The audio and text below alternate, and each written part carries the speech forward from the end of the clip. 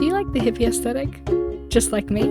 Well, here's the video for you. I've got a whole bunch of builds and different ideas that you can add to your world to increase that hippie aesthetic, or even just build your whole world on the same aesthetic. It's going to be a lot of fun. If you're interested, stick around. So I built a whole big camp, or small camp is the best way to describe it, with just a bunch of ideas that you could add into any hippie build. Now, an important thing to remember about the hippie aesthetic is that it needs a lot of colour and a lot of nature. Those are the two things you need for a hippie aesthetic build. They're fairly easy to add into any build, but also they're kind of the main components for it. So that's an important thing to remember for any of your builds. The other thing to remember is a lot of it's outdoors, because again, nature is an important element of the hippie lifestyle, or aesthetic in this case. And you have to do a lot of outdoorsy builds, whether that be outdoor seating, furniture, farms, flower patches, anything green, anything that makes sense to be outdoors. So in this case, I added a whole bunch of farms. So we've added these little, I guess, farm pits is the best way to describe it. And they're just sectioned off with some of the trapdoors we've got here, and you can add them into any build. They're super easy to do. They really don't require a lot of effort, which is great. And you can add some of the colours, so like the beetroots we have here, the carrots we've got there, and the potatoes. And again, that adds a whole nother layer of colour, which we said before. Super important for hippie builds.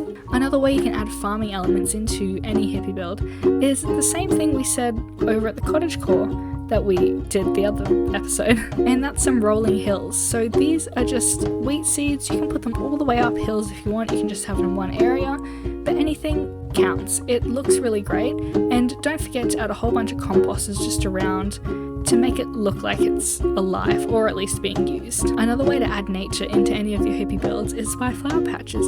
So over here we've got a blue flower patch. It's important as well to alternate a bunch of your flowers, so make sure that you add different size flowers with the same colour palette. So in this case we added alliums, pitcher pods I think they're called, and blue orchids, and they just fit really well together, but it also adds a bit more detail than it did previously with just a single type of flower. Over here we have a red flower patch with the same thing. We've got red tulips, roses, and rose bushes. And then we have a whole bunch of these pink flower patches, which have the pink tulips and lilacs. And we've got another one over there, and then one last little one just over here. Now, to tie in all of these simple natural elements, we've also added a path. A path is really important for some of these builds, as it makes it more of a sense of aliveness, I guess. It's not really a word, but it makes the build look as if there are people living in it. So in this case, we just used some coarse dirt, podzol, and path blocks, just scattered them around randomly, and also some buttons as little rocks to line the path, and some random flowers just around. When making paths, it's important as well to think about, will this path be used? Is this a path that leads somewhere that would be useful if somebody were to go on it? So in this case, I put a path all the way around a fireplace, because that's important. People are going to be walking around here all the time. Also a path that leads all the way directly into the little campsite and over at the farm. So I wouldn't add a path, for example, that goes off of this edge, because why would people really be going over here? It doesn't develop a whole bunch of foot traffic, and when making a natural path, it's important to see how the foot traffic would affect it. So that's just a simple lesson on paths. Some other small details you can add to any hippie builds would be things like campfires or campsites. Having some very ambient lighting is important for hippie builds. In this case, a campsite or campfire is really, really important. Super easy to do. You just make a campfire, place a campfire, and then add a bunch of logs just around where people could sit on. If you want to step up your fireplace, add a little bit of stray wood around. So it looks like there's a whole bunch of firewood that's over here. It's, again, not useful. It's not really doing anything, but it looks really good, and it fits with the whole aesthetic with the hippie. And again, it makes it feel a lot more alive. Like, you know, if you had a campfire, where are you going to get the wood? If you have a big pile, of course that's where you get the wood. So why not have a big pile of wood? Easy to add, makes a lot of difference. I also add a little bit of a music box because, you know, when you're sitting by the fire, you want to be listening to some music. So adding a jukebox was super simple to add, and I think helped a lot. Now, when I was building this, it led me to the question, what do hippies do? Or what do they do in their spare time? And then I was like, oh, they're really creative. So I added a whole bunch of creative elements to the build just to make it look like hippies actually live here. Some of these elements I added were a bunch of paintings just around the tents. It was also to decorate the sides of the tents because they looked a little bit bare. And yeah, it makes it a little bit more artistic, and it just helps with the whole aesthetic of hippies. They're very creative, you know, add a bunch of paintings, super simple to add, makes a world of difference. Another creative element I added into this space were these pots. Not as easy to grab in survival as paintings and other things like that would be, but I think they make a lot of difference because, you know, pottery, I think it's a very creative task. It's something that fits well in this hippie aesthetic, and there's loads of different ones. You've got the rose looking one, the mushroom, which is just perfect, and same with the hearts, and you can stack them 2 on 1, which also just looks great. I also thought they make these very pretty creative tasks, but where would they do these tasks? Because, you know, this is a campsite, it's a hippie campsite. There's not really any indoor places that they could do it, which made me think, outdoor places, which is why I added a whole bunch of these mats. So these were very colourful, easy to add to any build. You just kind of pick a colour palette of different mats, or don't pick a colour palette and just put a whole bunch of random ones in a shape. I added 2 over here, so I added 1 over here and then 1 over there, and just had a little bit of different colours with all of them. So this one I had a bit of a trim around, and I think it makes a whole bunch more difference because it just brightens out the place where there would just be some green and some flowers, but adding some very bright carpets I think brings the whole hippie aesthetic together a lot more. Now, the big thing, which I haven't talked about yet, is these tents.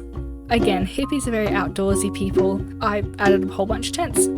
That's really nothing much to it. You can add vans and all of that, but I didn't really have much room to add any vans, which is why I chose and opted for tents. Now these tents were super simple to build. You just add some blocks in a pyramid shape and close up the back, add some fences so it can support upwards, and some banners just for more detail. I also textured all of it, all the sides, with some concrete and magenta wool, so I didn't just use the same material all around.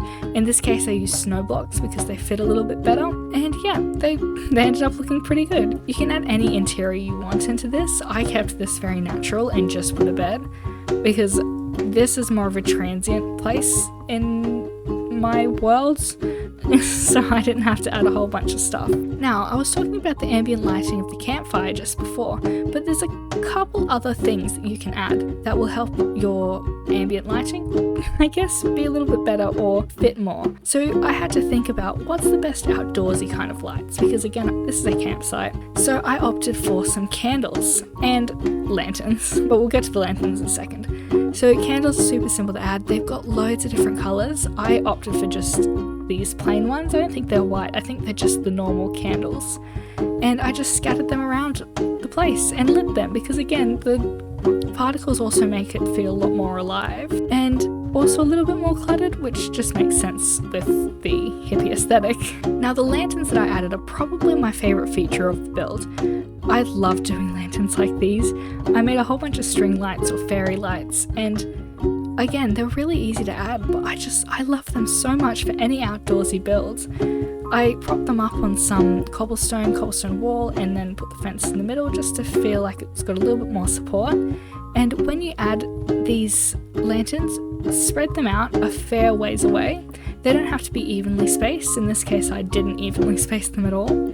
But if you add too many, it looks a little bit silly. Another important thing to note, don't make them completely straight. If they look completely straight, they look a little bit blocky, I guess, which is weird in Minecraft. But all you have to do is just raise and lower it every so often to make it look a little bit more uneven and like the lights are being hung up on strings. Super easy to add, but I really love it. It's one of my favourite details to add to outdoor builds. Now we're not done yet. One of the things that you may have noticed that I haven't pointed out just yet are these mushrooms. So there's a whole bunch of these custom mushrooms that I've made.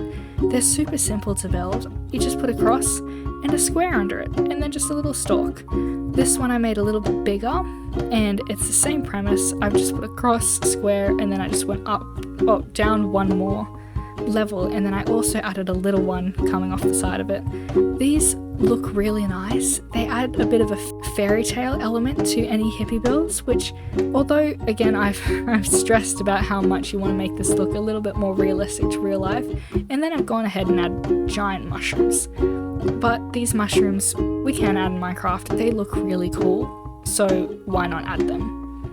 We've got a whole bunch scattered around. And then also what we've got scattered around is this custom tree. So I wanted to add some bees because I think that's very nature loving, and hippies are very self-sufficient. They make their own farms, their own food, they grow everything themselves, they do all their artworks themselves, and so why don't they do their own honey themselves? So I added a custom tree just to house the bees and the honeycomb here, and again, a very simple custom tree. Not much to it, you just spam a bunch of blocks and there you go. It looks nice. There were a couple other clutter things I added around the build, including these bookshelves and some barrels just over there. That's just again to make it look a little bit more alive, a little bit more lived in, and I guess usable. We can do a little run with shaders with the build because it looks really nice, because it's just brightens up a bunch of the colours and makes the nature again more alive. So in shaders it looks amazing. I've got the time set to a sunset, which I think just fits it a whole lot better. And you can see all the shadows and the different lights just emanating from these builds that we've done here. Again, it just looks so good. Everything looks better in shaders because the colour just brightens out a lot more, the nature feels more alive, and I just think the whole area looks so cool. And I'm pretty happy with how it's turned out. There's a lot of ideas we've got here, and I think that we executed them quite well. But that's about all we have time for today's video. I hope you enjoyed it, and if you have any other ideas of aesthetics I should do in the future, please put them in the comments, because this was a lot of fun. I thought of this all myself and it was just out of a whim, but I think it turned out really well and I really like this aesthetic. I hope you guys found some tips and tricks helpful in this video, and maybe even use them in your own worlds. I hope so. I hope it helped a lot more. And we are also so close to 100 subscribers. Like, I think I need like 4 more or something. It's amazingly close. So if you haven't already, please consider maybe subscribing. I haven't asked it before, but you know, we'll see how it goes. It'll be the first time asking. And I've also got a really cool video planned for the 100 subscriber special, and I think that'll be a lot of fun, and I think you guys will be pretty interested in it. I'm getting very close and personal for this self-promo. So yeah, I hope you enjoyed the whole video, and yeah, that's about it. So thank you so much for watching, and I'll see you later. Bye!